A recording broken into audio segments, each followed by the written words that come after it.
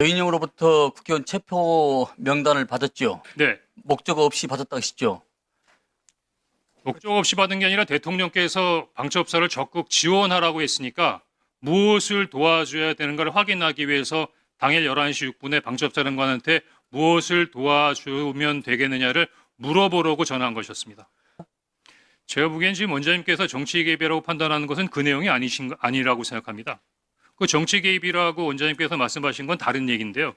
그 다음 날 11시 30분 정무직 회의가 끝나고 난 다음에 원장님께서 이런 제의를 하십니다. 통상 일주일에는 한 번이나 두 번 정도 정무직 회의를 하는데 상황이 엄중하니까 우리 매일 아침마다 티타임을 하면서 상황 관련된 부분에 대한 대처 협의를 합시다.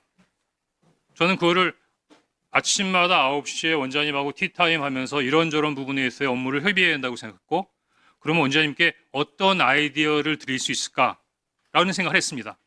그래서 5일날 오후 정도로 기억이 되는데, 그때 오전에 야당 대표께서 비상계엄에 군을 동원해서 도리어 북한의 군사 위협이 더 가중되는 면이 있다라는 발표를 하시면서 조금 북한 군사에 대한 북한의 군사 위협에 대한 약간의 불안감을 느끼시는 말씀을 하셔서, 그래 맞다. 지금 비상계엄을 대통령께서 직접 하신 부분이니까 대통령실에서 할 수도 있는 부분도 아니고 국회도 이렇게 혼란스러운 상태에서 그냥 원장님께서 야당에다가 얘기해서 북한 관련된 부분, 한반도의 안보 상황 우리 국정원이 잘 관리하고 있습니다. 해외 관련된 부분의 동맹과도 잘 소통하고 있고 국내 사회 질서도 잘 나름대로 관리하고 있으니 국정원이 앞으로 나름대로의 어떤 비상계엄 이외의 여러 가지 부분에 있어서의 국면을 잘 감당하겠습니다. 그렇게 전화 한 번 하는 게 없겠느냐고 브레인스톰 차원에서 그냥 건의드린 겁니다. 물론 이것 때문에 원장님이 저를 경질했다고 생각지 않습니다. 가만히 계세요. 왜냐하면 지금은 다들 알고 계시지만 12월 6일만 하더라도 이런 사항에 대해서는 알고 계신 분이 많지 않았기 때문에 아마 원장님께서도 12월 6일날 당일날 12월 3일날 홍장원이가 대통령 말 안 들어서 경질한다는 말씀을 하실 수 없으셨을 겁니다.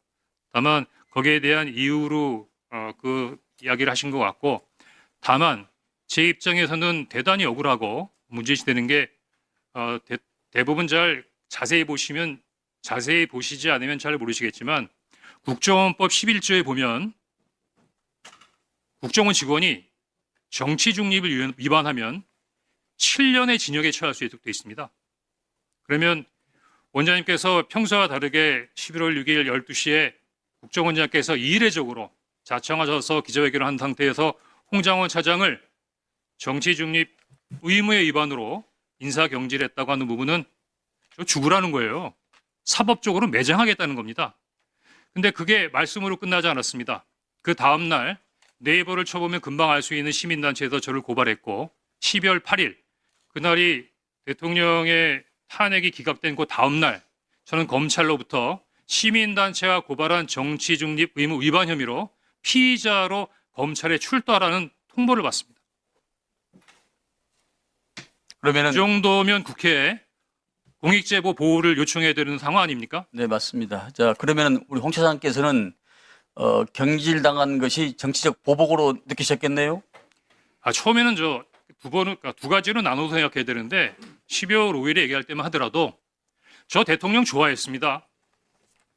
시키는 거 다 하고 싶었습니다. 근데 그 명단을 보니까 그거는 안 되겠더라고요.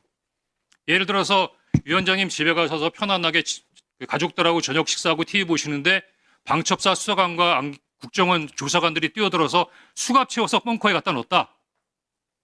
대한민국이 그러면 안 되는 거 아닙니까? 그런 게 매일매일 일어나는 나라가 하나 있습니다. 어디? 평양.